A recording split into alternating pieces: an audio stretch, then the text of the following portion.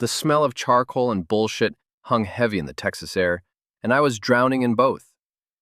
Dave, honey, could you flip those burgers? They're starting to look as burnt as your career prospects. Alyssa's voice cut through the backyard chatter like a rusty knife, drawing snickers from our so-called friends gathered around our patio. I gripped the spatula tighter, watching the grease pop and sizzle on the grill. 38 years old, and my wife still felt the need to roast me in front of the neighborhood crew like I was one of these damn hamburgers. The worst part? Everyone just laughed along, like it was all part of the show. Sure thing, sweetheart, I muttered, flipping the patties with perhaps a little more force than necessary. Wouldn't want to disappoint the audience. Our backyard was packed with the usual suspects from Maple Street. Tom Henderson, my supposed best friend since high school, was nursing his third beer and avoiding eye contact. Becky Martinez, Alyssa's work buddy, was giggling at everything like she was still in middle school. Linda Watson, the divorced neighbor from 2 houses down, watched the whole scene with the sharp eyes of someone who'd seen this dance before. And then there was Brad Fenton. Brad leaned against our deck railing like he owned the place, his perfectly pressed polo shirt and designer jeans screaming, "Successful real estate agent." His red Corvette sat in our driveway like a middle-aged crisis on wheels, and he made sure everyone knew it belonged to him. "Dave's just being modest," Brad said, flashing that million-dollar smile that sold houses and apparently charmed wives. "Not everyone can be an entrepreneur like us, right, Alyssa?" Alyssa giggled, actually giggled, and took another sip of her wine. "Oh, Brad, you're terrible. But you're right, some people are just comfortable with mediocrity." The burger grease flared up and I stepped back from the flames. Comfortable with mediocrity. That's what 20 years of marriage had taught her about me. Never mind that I'd built half the custom cabinets in this neighborhood with my own hands. Never mind that I'd put her through business school while working double shifts.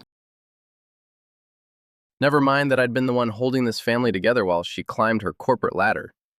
"Well," Linda said, raising her wine glass, "here's to being comfortable. Some of us appreciate a man who actually comes home at night." The comment hit its mark. Alyssa's cheeks flushed, and Brad shifted uncomfortably. I caught Linda's eye and nodded slightly. She'd always been sharp, Linda. Divorce had given her a keen nose for other people's marital problems.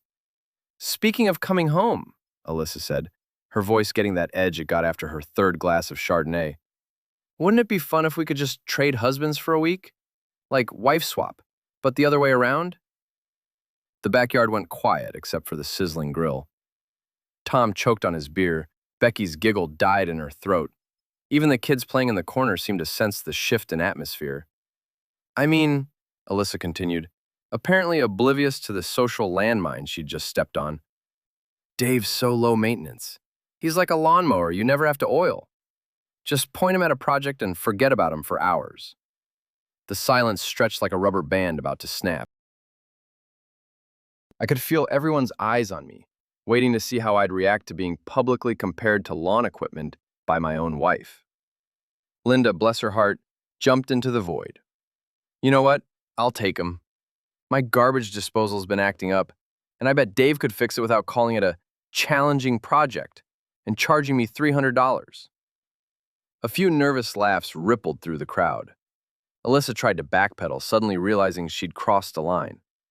"Oh, I didn't mean, I was just joking around. Dave knows I love him exactly as he is." But the damage was done. The words hung in the air like smoke from burnt meat. I set down the spatula and turned to face my audience. Because that's what we'd become, hadn't we? A neighborhood entertainment system, with Alyssa as the star and me as the punchline. "Well," I said, my voice carrying that calm tone that anyone who'd known me for more than 5 minutes would recognize as dangerous. "Since we're talking about trading, I should probably mention that someone already took you up on that offer, didn't they, honey?" Alyssa's wine glass froze halfway to her lips. Brad straightened up from the railing like he'd been shocked.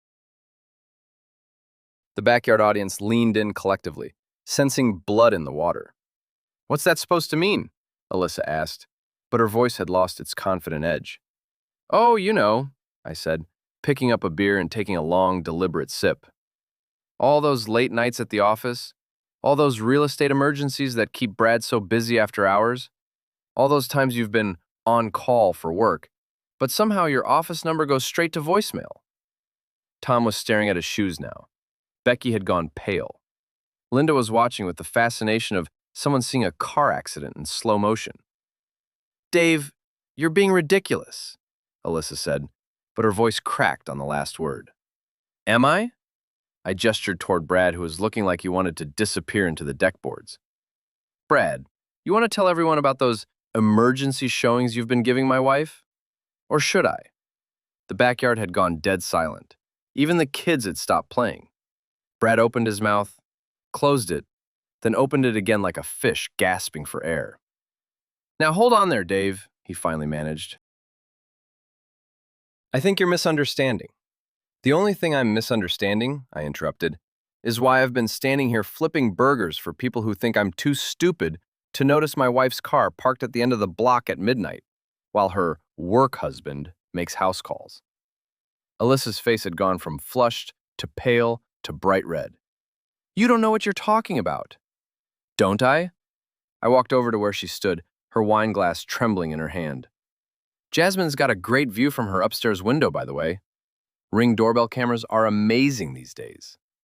Amazing what people see when they can't sleep at night. Jasmine, our neighbor who ran the local Nextdoor page like her personal gossip column, suddenly became very interested in her potato salad. Dave, please, Alyssa whispered. Not here, not like this. But I was done with not here and not like this.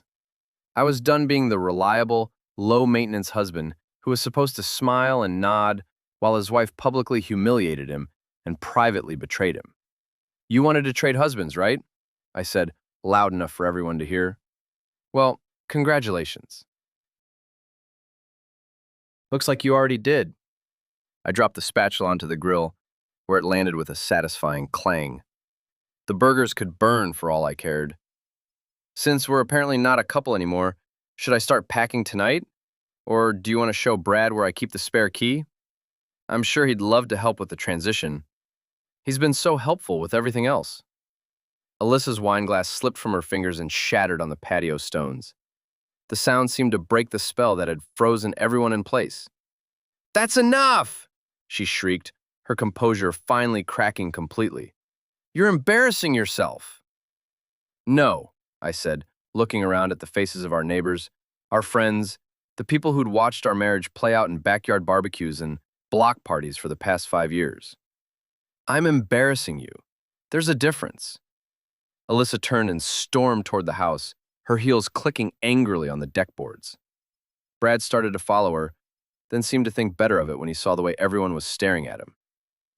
This is all a big misunderstanding, he said weakly. Sure it is, Linda said, raising her wine glass in a mock toast. Here's to misunderstandings and the men who profit from them. The party was over. People started gathering their things, making awkward excuses about early mornings and babysitters. Tom finally looked up from his shoes. Dave, man, Don't, I said. Just don't. Within 10 minutes, our backyard was empty except for paper plates, abandoned beer bottles, and the smell of burnt meat. I stood alone next to the grill, watching the last of the burgers turn to charcoal. 20 years of marriage, and it had taken less than 10 minutes to burn it all down. But as I looked at the mess scattered across our patio, I realized something. I wasn't sorry. For the first time in years, I felt like I could breathe. The real fire was just getting started. The house felt like a tomb after everyone left. I could hear Alyssa moving around upstairs, the sharp click of her heels on the hardwood, drawers slamming, the muffled sound of what might have been crying or might have been rage. With Alyssa, it was often hard to tell the difference. I cleaned up the backyard in the growing darkness, dumping charred burgers into the trash and stacking abandoned beer bottles. The mundane tasks gave me time to think, to let the adrenaline from the confrontation settle into something colder and more focused. My phone buzzed. Text message from Tom. Dude, we need to talk. That was intense. I deleted it without responding. Tom had known. They'd all known. The way they'd avoided eye contact, the nervous laughs, the careful way they danced around certain topics. I'd been the only one in the dark, the reliable, low-maintenance husband who could be counted on not to make waves. Well, I'd made some waves tonight. The back door slammed open, and Alyssa stormed out onto the deck. She'd changed out of her party dress into jeans and a sweater, and her makeup was smeared just enough to confirm that there had indeed been crying involved. "Are you happy now?" she demanded. "Are you satisfied with what you've done?" I looked up from the trash bag I was filling. "What I've done? That's interesting phrasing. You humiliated me in front of our friends, in front of our neighbors. Do you have any idea how this is going to look?" "Yeah," I said, tying off the trash bag. "It's going to look like exactly what it is." She came down the deck steps, her arms wrapped around herself like she was cold. "It's not what you think, Dave. Brad and I, we're friends. We work together sometimes. Just because we—" "Stop." The word came out harder than I'd intended, and she actually took a step back. "Just stop. I'm not stupid, Alyssa. I might be low maintenance, but I'm not blind. You don't understand. It's complicated." "No, it's really not." I picked up another beer bottle, checked to see if there was any left in it, then added it to my collection. "You wanted something else. Someone else. You found him. The only complicated part is that you didn't have the guts to end things with me first." She was quiet for a moment, and when she spoke again, her voice was smaller. "I never meant for it to happen. It just did." "How long?" "Dave." "How long, Alyssa?" She looked down at her hands. 6 months, maybe 7. 7 months. 7 months of lies, of excuses, of me making dinner for 2 while she was out with him. 7 months of me asking about her day while she edited the truth in real time. "Where?" I asked. "What? Where do you go? His place? Hotels?" "The back seat of that ridiculous car?" Her face flushed. "That's not, it's not like that." "What's it like then?" She struggled for words, and I realized she was trying to find a way to describe her affair that wouldn't sound as sordid as it actually was. "Good luck with that. We connect," she finally said. "We understand each other. We have similar goals, similar ambitions. We're both driven, both focused on success. And I'm not. You're comfortable. You're satisfied with where you are. There's nothing wrong with that, but I'm not. I want more." More. The word hung between us like an accusation. More money, more status, more excitement. More everything except the husband she already had. "So why didn't you just leave?" I asked. "Why the charade? Why keep coming home to your low-maintenance lawnmower of a husband?" She was crying now. Real tears that she wasn't bothering to wipe away. "Because I love you. I do love you, Dave. Just not the way I used to. Not the way I love him." There it was. The truth, finally. Clean and sharp and devastating. "Well," I said, surprised by how calm my voice sounded, "at least we're being honest now." I walked past her toward the house, but her voice stopped me at the door. "What happens now?" I turned back to look at her, standing alone in our backyard among the debris of our marriage and our party. She looked smaller somehow, diminished. "Now you pack," I said. "You call Brad, and you figure out if what you two have is worth more than what we had. Because this," I gestured between us, "is over." "Dave, please, can't we try to work this out? Counseling or—" "No." The word was final. "You made your choice 7 months ago. Tonight, I made mine." I went inside and left her standing in the dark. The house felt different now. The furniture was the same, the pictures on the walls unchanged, but something fundamental had shifted. It wasn't home anymore. It was just a building where 2 people who used to love each other happened to sleep under the same roof. I grabbed a beer from the refrigerator and sat down at the kitchen table. My phone was buzzing constantly now. Texts from Tom, from other neighbors, probably from half the street. Word traveled fast in suburbia, especially when it involved public marital meltdowns and adultery. I ignored them all and opened my laptop instead. If Alyssa wanted more, if she wanted someone driven and ambitious and successful, then she could have him. But she wasn't going to have him and the security of our marriage, too. She wasn't going to keep me as her backup plan while she explored her options. I started with the bank accounts. Joint checking, joint savings, the credit cards in both our names. I couldn't close them, but I could protect myself. I transferred half of everything into a new account in my name only. Fair was fair. Next, I changed the passwords on all our shared accounts.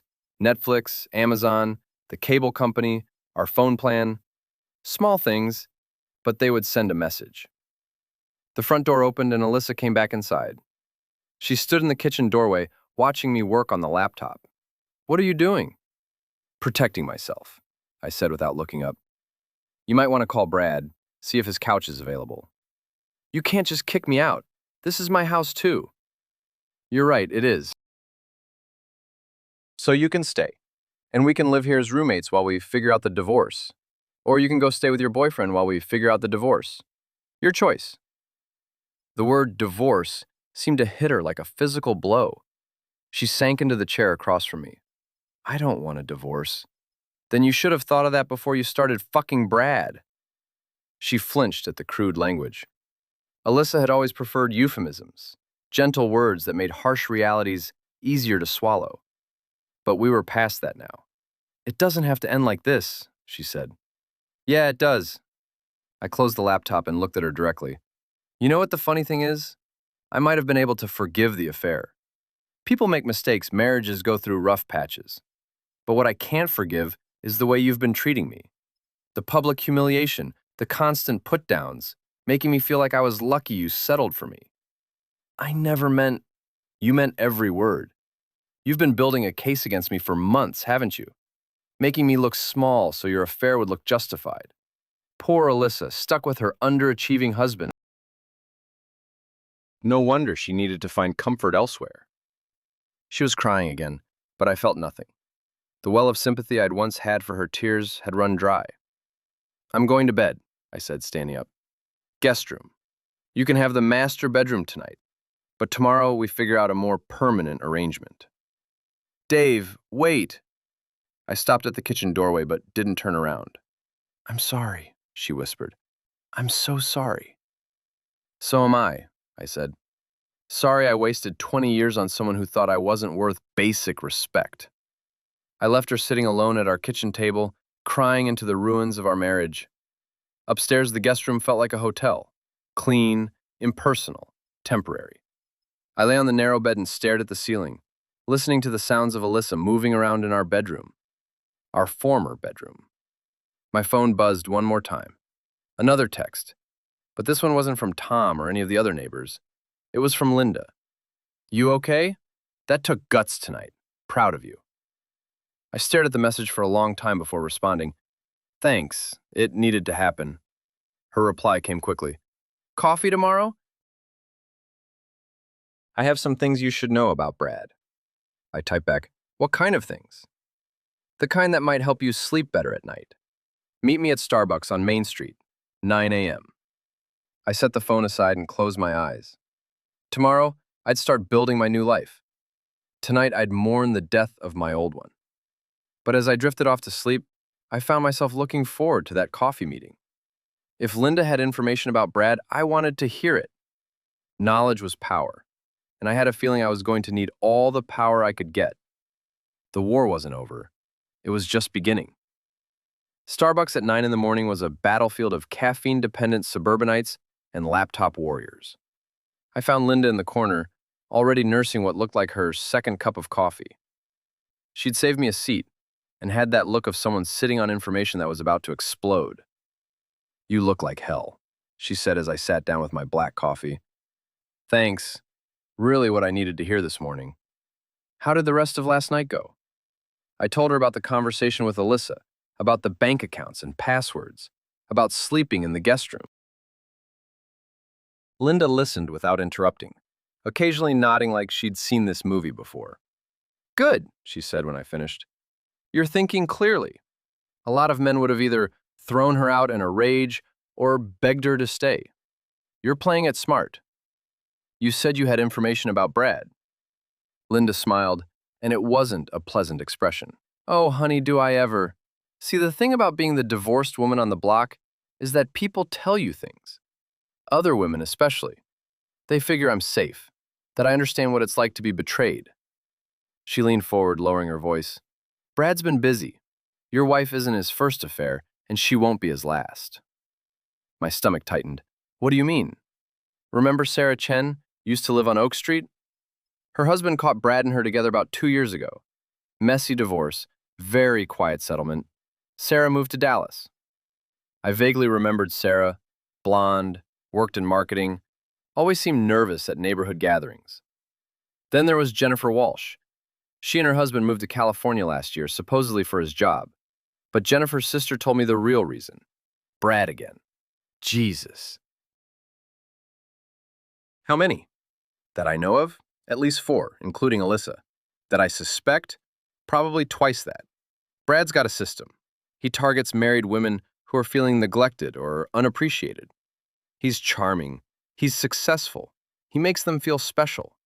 And when things get too complicated or the husband gets suspicious, he moves on to the next one.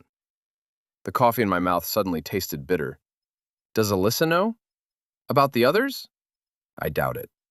Brad's good at making each woman feel like she's the only one who really understands him. Like their connection is special and unique.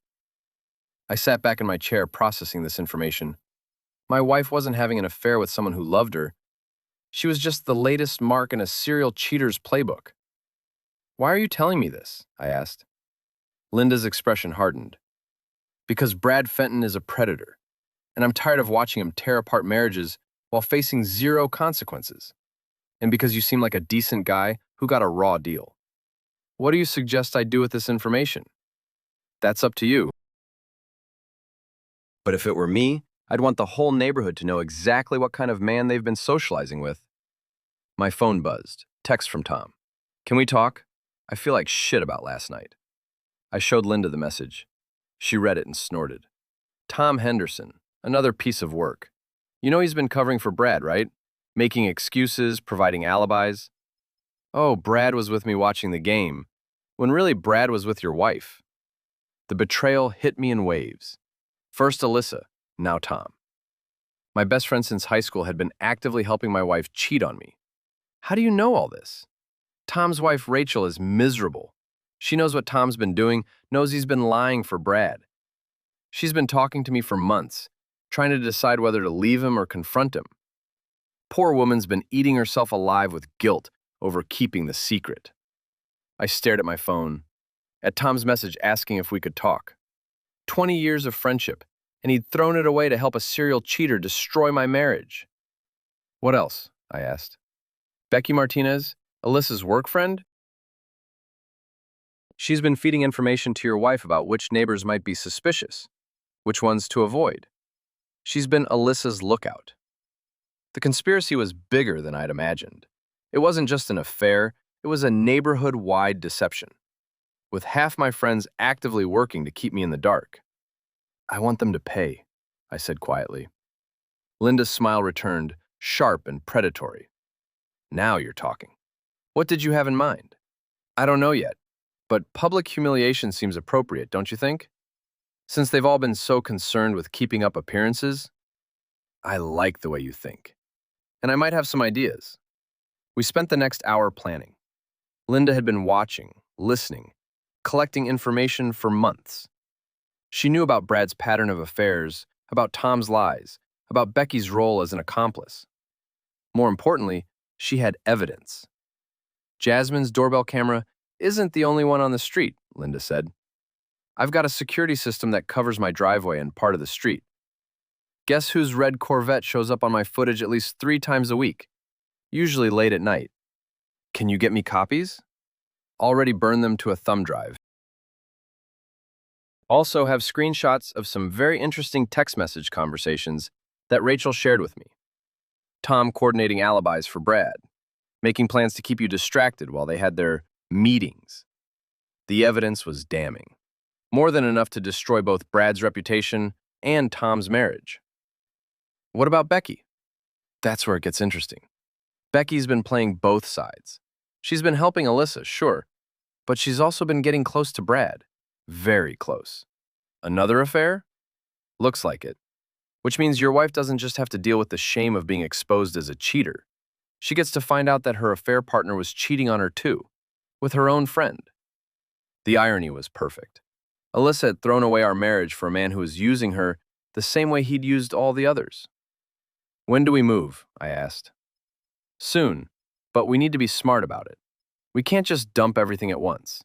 We need to build to it, let the tension escalate, make them all sweat a little first." My phone buzzed again. This time it was Alyssa. "We need to talk when you get home, please." I showed Linda the message. "Let me guess," she said. She wants to work things out. She's probably realized that blowing up her marriage for Brad might not have been the smartest move.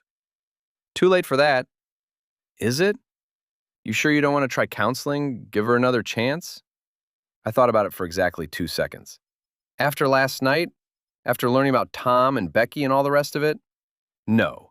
Some things can't be fixed. Linda nodded approvingly. Good, because if you took her back now, you'd just be teaching her that she can treat you like garbage and face no real consequences.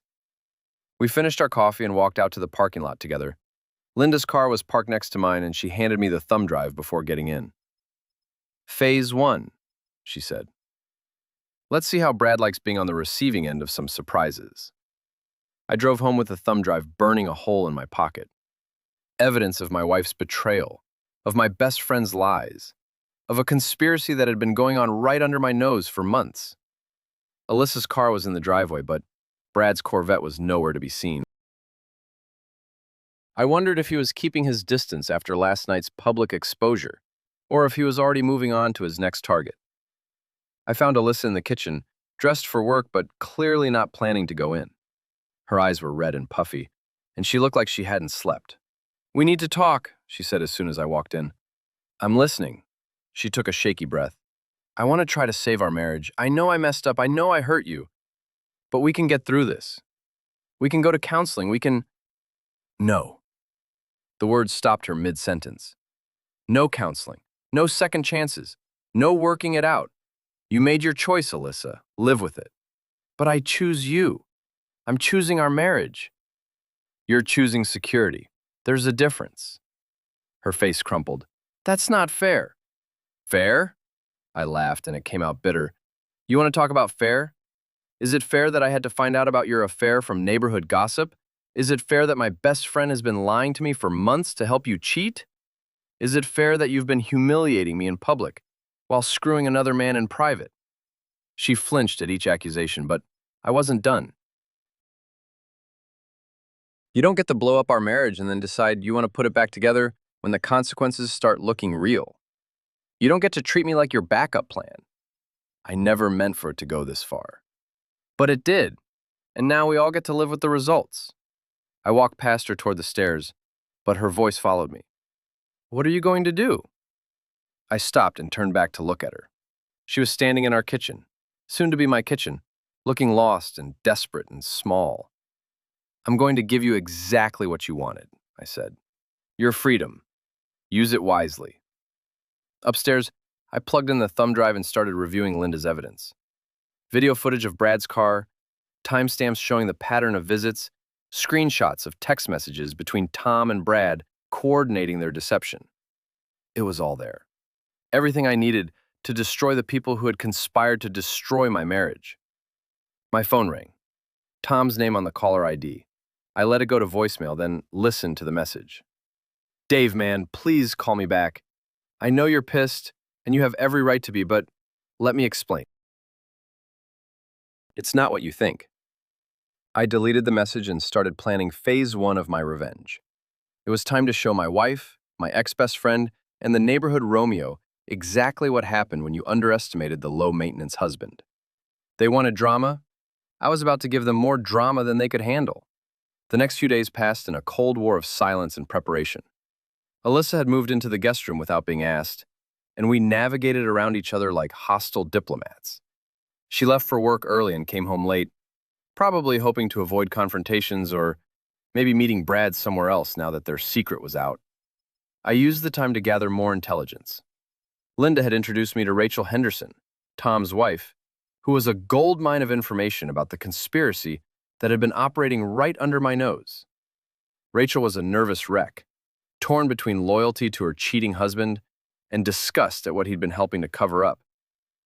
"I should have told you months ago," she said when we met at a diner across town. But Tom swore it wasn't my business, that it would just cause more pain. How long has Tom been covering for Brad? Since it started, maybe longer. Tom and Brad have this whole bros before bros wives thing going on. Tom's been providing alibis, making excuses, even lying to me about where he was going so Brad could use our house for phone calls. Each revelation was another nail in the coffin of friendships I'd thought were solid. These people had been playing me for a fool while sitting at my dinner table, drinking my beer, pretending to be my friends. "There's something else," Rachel said, her voice dropping to a whisper. "Tom's been skimming money from his business account. Small amounts, but regular. I think he's been helping Brad pay for hotel rooms, dinners, gifts for the women." "Can you prove it?" She slid a folder across the table. Bank statements, credit card bills, receipts I found in his pockets. I've been documenting everything, just in case I need it for divorce proceedings. I flipped through the papers. It was all there. Payments to hotels where I was sure Alyssa had never been with me. Charges at expensive restaurants during times when she'd claimed to be working late. Even receipts for jewelry that had never appeared in our house. "Rachel, this is incredible. Why are you helping me?" Her laugh was bitter. "Because I'm tired of being married to a man who thinks lying is a hobby. Because I'm tired of watching good people get hurt while the cheaters face no consequences. And because if I help you burn down their little conspiracy, maybe I'll finally have the courage to leave Tom." That evening, I put phase 1 of the plan into motion. I started small. A simple Facebook post. "Thanks to everyone who came to our barbecue last weekend. Sorry it ended so abruptly. Sometimes the truth has a way of coming out when you least expect it. Looking forward to being more honest with everyone going forward." Within an hour, the post had 30 comments and twice as many likes. The neighborhood gossip network was already buzzing from the barbecue incident, and my cryptic message threw gasoline on the fire. Linda commented, "Honesty is always the best policy. Some people should try it more often." Jasmine from the next door page chimed in, "So glad to see you're doing well, Dave. Change can be hard, but it's often necessary." Even some people I barely knew were weighing in, offering support and asking vague questions about what had happened. Alyssa saw the post within minutes. I heard her phone buzzing constantly in the guest room, probably fielding calls from Becky and whoever else was trying to manage the damage. She cornered me in the kitchen an hour later. "What are you doing?" she demanded, showing me her phone with my Facebook post on the screen. "Being honest. You said we should try that, remember? This is passive-aggressive bullshit, and you know it." "Is it? I thought it was just low-maintenance communication. Right up my alley." Her face flushed with anger. "You're trying to humiliate me." "I'm trying to tell the truth. If that humiliates you, maybe the problem isn't with me." She stormed out, and I heard her on the phone a few minutes later, probably with Brad, trying to figure out how to contain the situation. Too late for that. Phase 2 came the next day. I printed out several copies of the security camera footage Linda had given me. Clear shots of Brad's distinctive red Corvette, parked on our street at various late-night hours over the past several months. I didn't distribute them yet. I just wanted them ready. Instead, I paid a visit to Brad's office. Fenton Realty occupied a prime spot in the downtown shopping district. All glass windows and modern furniture designed to project success and trustworthiness. Brad was showing a young couple around when I walked in. His salesman smile bright and confident. He saw me and faltered mid-sentence. "Excuse me for just one moment," he told his clients, then walked over to where I was standing by the reception desk. "Dave, what are you doing here?" "Just wanted to have a friendly chat about business." His eyes darted toward his clients who were pretending not to listen, while obviously hanging on every word. "This isn't a good time. I'm with customers." "Oh, I can wait. I've got all day. Perks of being self-employed and low maintenance." Brad's jaw tightened. He recognized the callback to Alyssa's insult from the barbecue. "Look, what happened the other night? What happened the other night was the truth coming out. But we both know that was just the beginning, don't we?" I pulled out my phone and showed him one of the security camera photos Linda had provided. Brad's Corvette, clear as day, time-stamped at 11:47 p.m. on a Tuesday night 3 weeks ago. Brad's face went pale. Where did you get that? Amazing what people see when they can't sleep at night. Amazing what they remember when they start comparing notes. The young couple was definitely listening now, their house hunting temporarily forgotten in favor of the drama unfolding in front of them. Dave, let's go somewhere private and talk about this. Why? I thought you liked public displays. You certainly didn't mind making a spectacle of my marriage. Brad glanced at his clients again, then back at me. What do you want? I want you to understand something. You picked the wrong marriage to destroy. You picked the wrong husband to humiliate. And you're about to find out what happens when the low-maintenance guy decides to perform some high-impact maintenance. I put my phone away and headed for the door, but turned back before leaving. Oh, and Brad, you might want to check with your other girlfriends. I hear some of them have been comparing notes too. Small world, isn't it? I left him standing there, his confident salesman facade cracking like cheap paint. The young couple left without buying anything. Phase 3 was the most satisfying. Tom had been calling and texting constantly, alternating between apologies and demands that I be reasonable about the situation. I'd ignored them all until Thursday, when I finally texted back, "Let's talk. Tonight. Your place. 8 p.m. I arrived exactly on time, carrying a manila folder and wearing my most pleasant expression. Rachel answered the door, looking nervous but determined. "He's in the living room," she said quietly. "I'll be upstairs."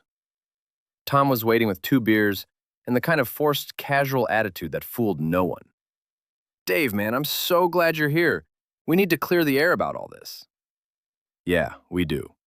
I sat down across from him and set the folder on the coffee table. "Let's start with how long you've been lying to me." Tom's smile faltered. "I haven't been lying. I've been trying to stay out of a complicated situation." Complicated.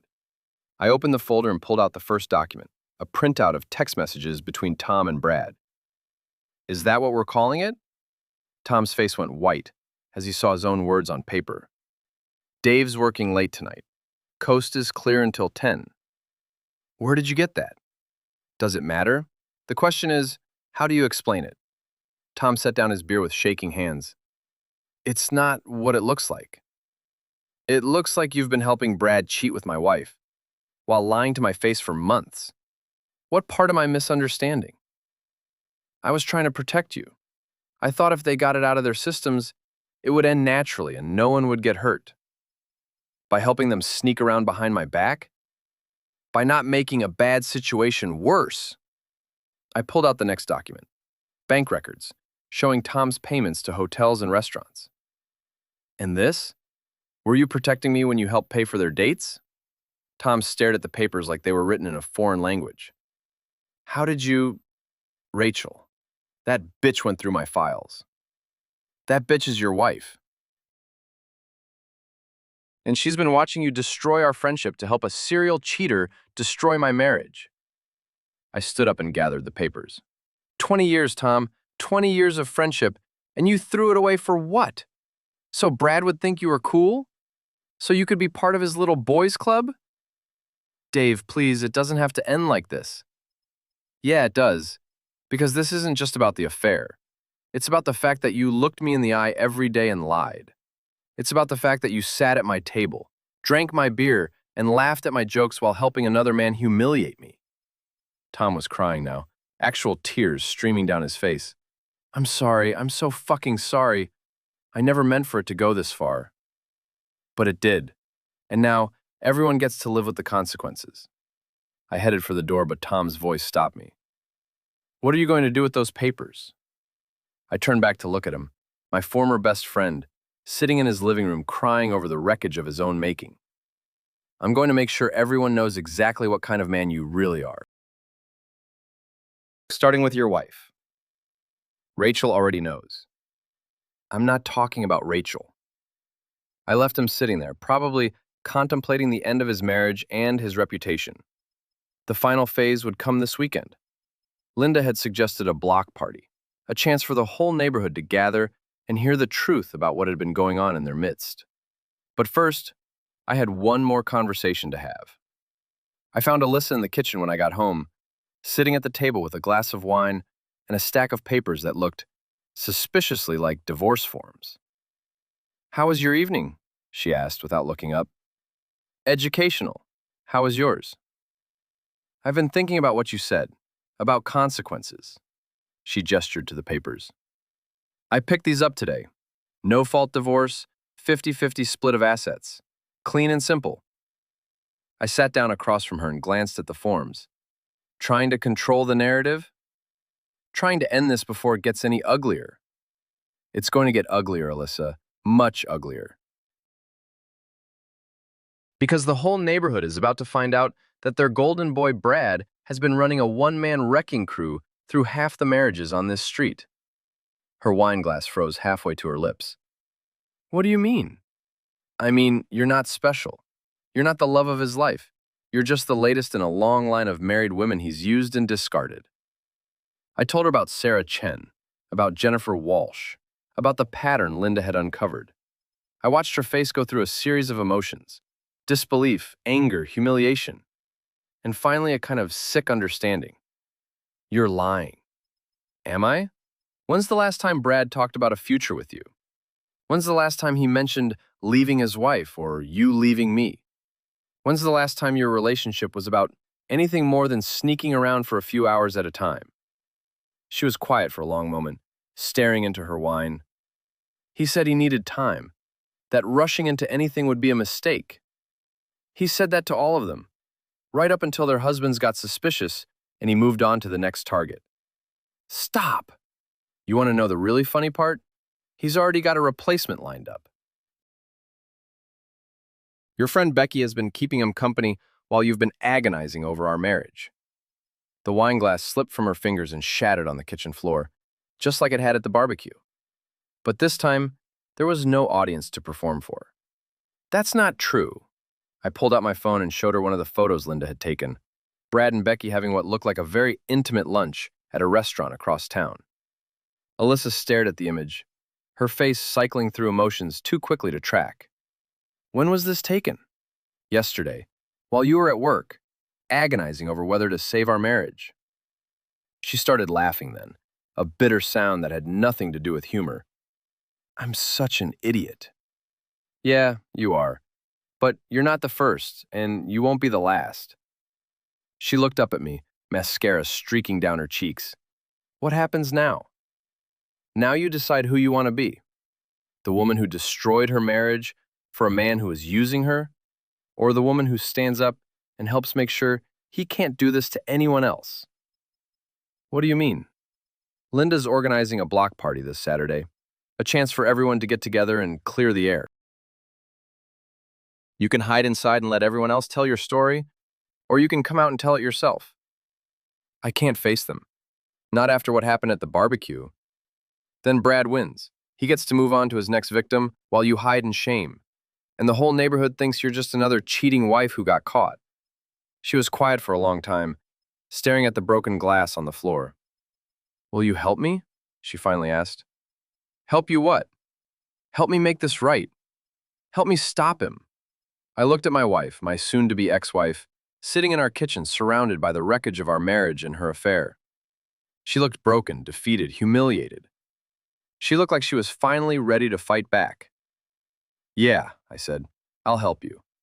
But not for us. For everyone else he's going to hurt if we don't stop him." She nodded, wiping her eyes with the back of her hand. "What do I need to do?" I smiled, and for the first time in weeks, it felt genuine. "First, you need to clean up this glass. Then, we need to make some phone calls. The war was about to go public, and this time, we were going to win."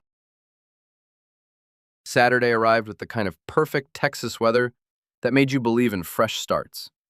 The block party had been Linda's idea, but the whole neighborhood had embraced it with the enthusiasm of people who sensed drama in the air and didn't want to miss the show. I spent the morning setting up tables and chairs in the street, which the city had agreed to block off for the afternoon.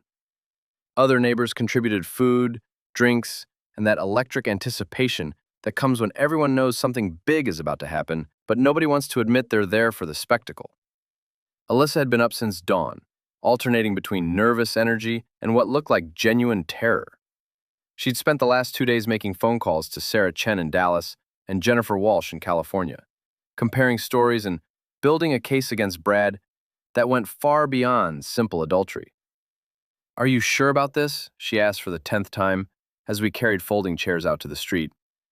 "It's too late for second thoughts now," I said. "Half the neighborhood already knows something's up.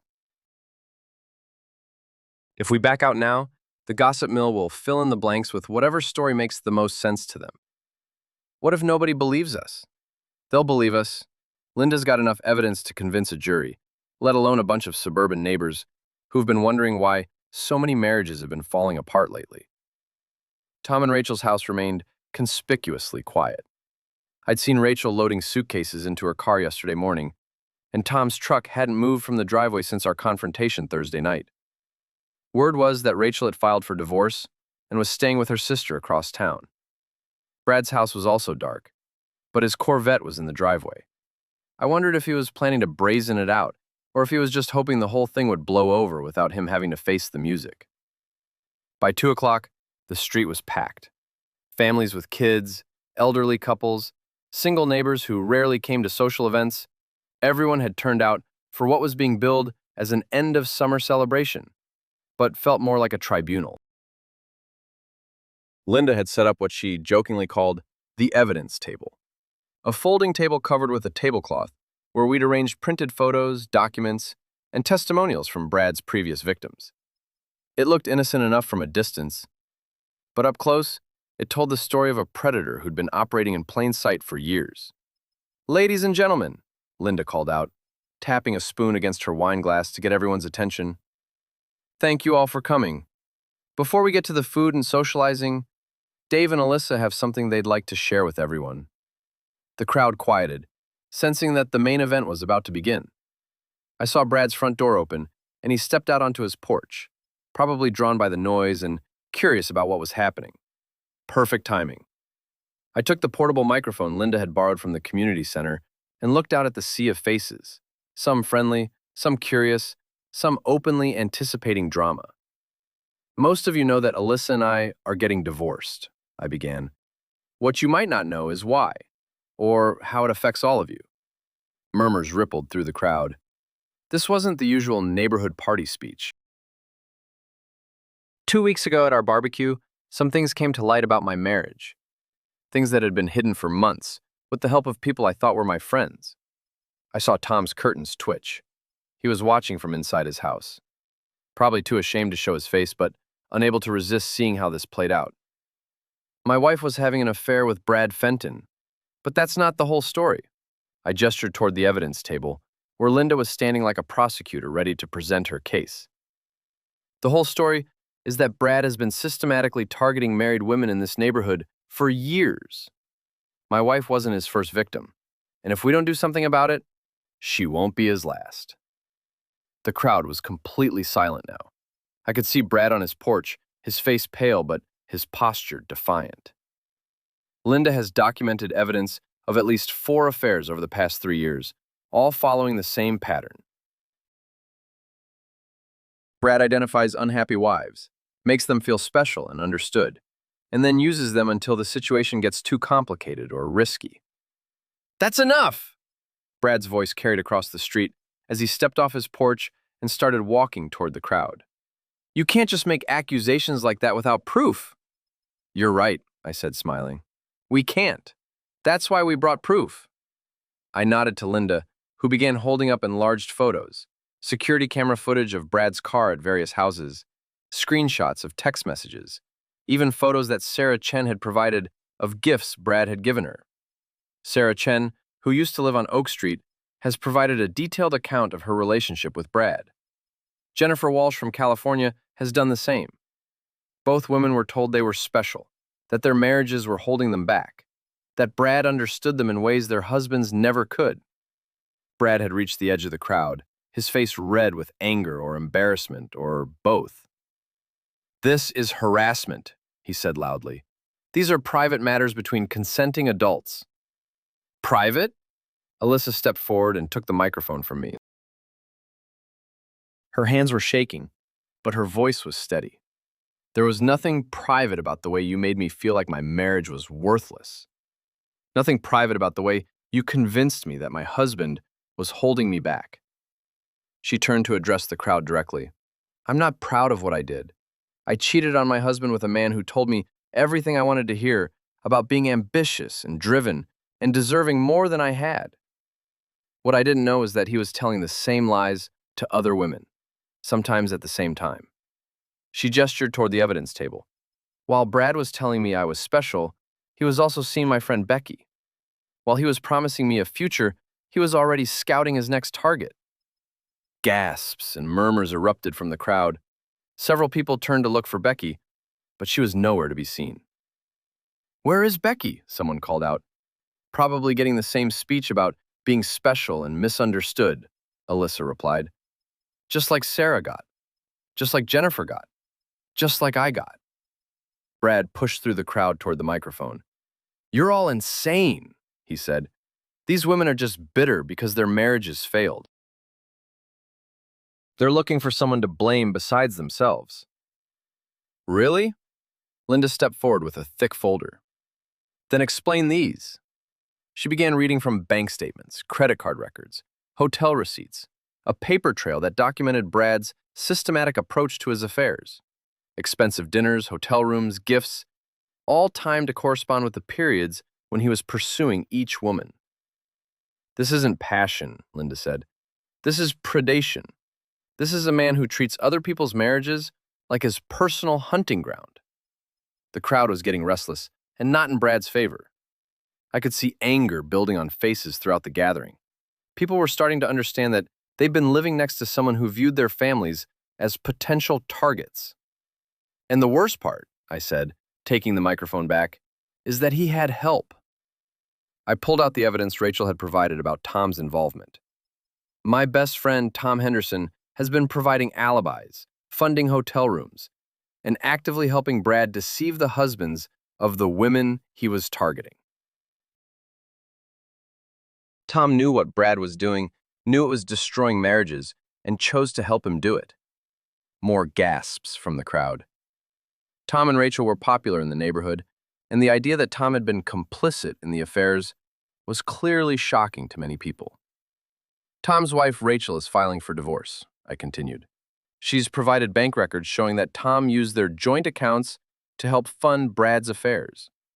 She's also provided text messages showing Tom coordinating with Brad to keep the husbands distracted while their wives were being seduced." Brad was looking around frantically now, probably realizing that his support system was crumbling in real time. "This is all lies," he said desperately. "Dave's just angry because his wife chose me over him. He's making all this up to get revenge." "Am I?" I smiled and pulled out my phone. "Sarah, are you there?" The phone's speaker crackled to life, and Sarah Chen's voice came through clearly. "I'm here, Dave, and I can hear everything." A collective intake of breath from the crowd. "Sarah, can you tell everyone what Brad told you about your marriage?" "He told me that my husband didn't appreciate me, that I was too good for him, that I deserved someone who understood my ambitions." Her voice was clear and strong. "He told me I was different from other women, that our connection was special." "And how did the relationship end?" "When my husband got suspicious, Brad disappeared. Wouldn't return my calls, wouldn't see me. I found out later that he'd already moved on to someone else." I nodded to Linda, who was holding up another phone. "Jennifer Walsh is also on the line from California. Jennifer, same question." "Same story." Jennifer's voice came through Linda's phone. "Same lies, same promises, same disappearing act when things got complicated. Brad Fenton is a predator who destroys marriages for sport." The crowd was getting angry now. I could see people looking at Brad with disgust, and several neighbors had started taking pictures with their phones. Brad made one last desperate play. "Even if all this is true," he said, "it takes two people to have an affair. These women made choices. They're as guilty as I am." "You're right," Alyssa said, taking the microphone again. "I made choices, bad choices. But I made them based on lies you told me about my marriage and my husband. I made them because you're very good at finding women who are vulnerable and telling them exactly what they want to hear." She paused, looking directly at Brad. "But the difference between us is that I'm here, in front of everyone, admitting what I did and trying to make sure you can't do it to anyone else. You're still lying, still trying to manipulate people, still refusing to take responsibility for the damage you've caused." The crowd erupted in applause. Whatever sympathy anyone might have had for Brad was clearly gone. "Get out!" someone shouted from the back of the crowd. "We don't want you here!" called out another voice. Brad looked around at the sea of hostile faces and seemed to finally realize that his position was hopeless. "Fine," he said. "You want me gone? I'm gone. This whole neighborhood is full of small-minded people anyway." He turned and started walking back toward his house, but Linda's voice stopped him. "Brad, one more thing." He turned back reluctantly. "Your wife called me this morning. Seems she's been getting some very interesting phone calls from Sarah and Jennifer. She wanted me to tell you that she's filed for divorce and changed the locks. Your stuff is in the garage." Brad's face went completely white. In all his scheming and manipulation, he apparently hadn't considered that his own wife might find out about his activities. "You're all crazy," he muttered, but the fight had gone out of him. He walked back to his house, and we all watched as he discovered that Linda wasn't lying about the locks. After a few minutes of fumbling with his keys, he went around to the garage and began loading suitcases into his Corvette. The crowd watched in silence as Brad Fenton, neighborhood predator and destroyer of marriages, packed up his car and drove away from Maple Street for the last time. As soon as he was out of sight, the party atmosphere returned with a vengeance. People were talking excitedly, comparing notes about things they'd noticed but hadn't understood, expressing relief that the truth was finally out. Linda raised her wine glass. "To the truth," she said, "and to the courage it takes to tell it."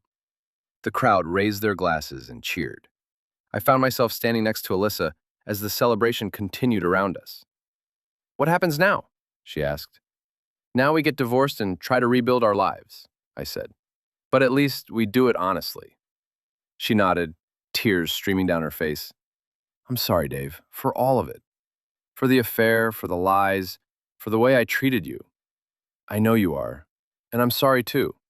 Sorry that we let our marriage get to the point where someone like Brad could drive a wedge between us." We stood together in comfortable silence for a moment, watching our neighbors celebrate the end of a threat they hadn't even fully understood. "Will you be okay?" she asked. I looked around at the faces of people who had rallied to support the truth, at Linda organizing the cleanup, at the evidence of a community that had come together to protect itself from a predator. "Yeah," I said, "I think I will be." The sun was setting over Maple Street, casting long shadows across the pavement where we'd held our impromptu trial.